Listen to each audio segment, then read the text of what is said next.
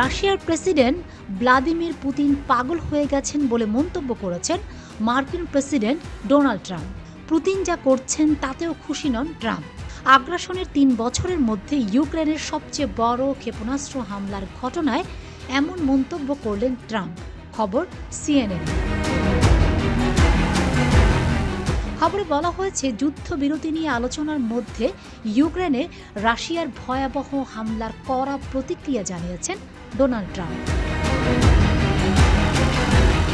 স্থানীয় সময় রোববার ২৫ মে সাংবাদিকদের ট্রাম্প বলেন, রাশিয়ার ভ্লাদিমির পুতিনের সঙ্গে আমার সবসময় খুব ভালো সম্পর্ক ছিল, কিন্তু তার সঙ্গে সম্ভবত কিছু একটা ঘটেছে।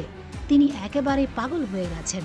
তিনি অকারণে অনেক মানুষকে হত্যা করছেন এবং আমি কেবল সৈন্যদের কথা ভাবছি না, কোনো কারণ ছাড়াই ইউক্রেনের শহরগুলোতে ক্ষেপণাস্ত্র এবং ড্রোন ছোড়া হচ্ছে।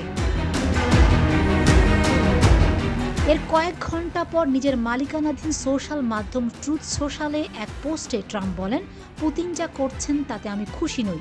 তিনি অনেক মানুষকে হত্যা করছেন এবং আমি জানি না তার কি হয়েছে।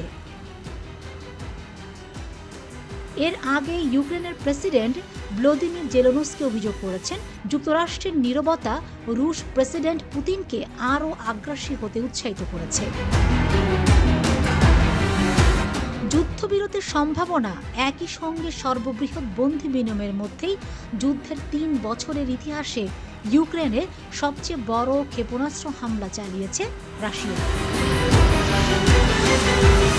কর্মকর্তারা জানিয়েছেন, স্থানীয় সময় রোববার ২৫ মে Kyiv, Zhytomyr, Kharkiv, Khmelnytskyi, Odesa, Mykolaiv সহ অন্তত ৩০টি শহর লক্ষ্য করে ছোড়া হয় ৩৬৭টি ড্রোন ও ক্ষেপণাস্ত্র। গাজী গ্যাস স্টোভ রান্নায় আনে শিল্পের ছোঁয়া। এ ঘটনায় বিভিন্ন শহরে বেশ কয়েকজন নিহত হয়েছেন, আহত হয়েছেন অনেকে। ইউক্রেনের প্রতিরক্ষা বাহিনী দাবি করেছে, তারা গুলি করে ভূপাতিত করেছে ২৬৬টি ড্রোন এবং ৪৫টি ক্ষেপণাস্ত্র। রাশিয়ার দাবি, তারা ডোনেৎস্কের পূর্বাঞ্চলের রোমানিকিভকা গ্রাম দখলে নিয়েছে। রাশিয়ার এমন বিধ্বংসী হামলার বিরুদ্ধে আওয়াজ তোলার জন্য যুক্তরাষ্ট্রের প্রতি আহ্বান জানিয়েছেন ইউক্রেনের প্রেসিডেন্ট ভ্লাদিমির জেলেনস্কি। তার অভিযোগ, প্রেসিডেন্ট ডোনাল্ড ট্রাম্প ক্ষমতায় আসার পর থেকেই রুশ প্রেসিডেন্ট ভ্লাদিমির পুতিনের প্রতি নরম মনোভাব দেখাচ্ছেন। জেলেনস্কি টেলিগ্রামে জানান, যুক্তরাষ্ট্রের নীরবতা, বিশ্বের অন্যদের নীরবতা কেবল পুতিনকে উৎসাহিত করে। রাশিয়ার প্রতিটি সন্ত্রাসী হামলা মস্কোর বিরুদ্ধে নতুন নিষেধাজ্ঞার জন্য যথেষ্ট কারণ।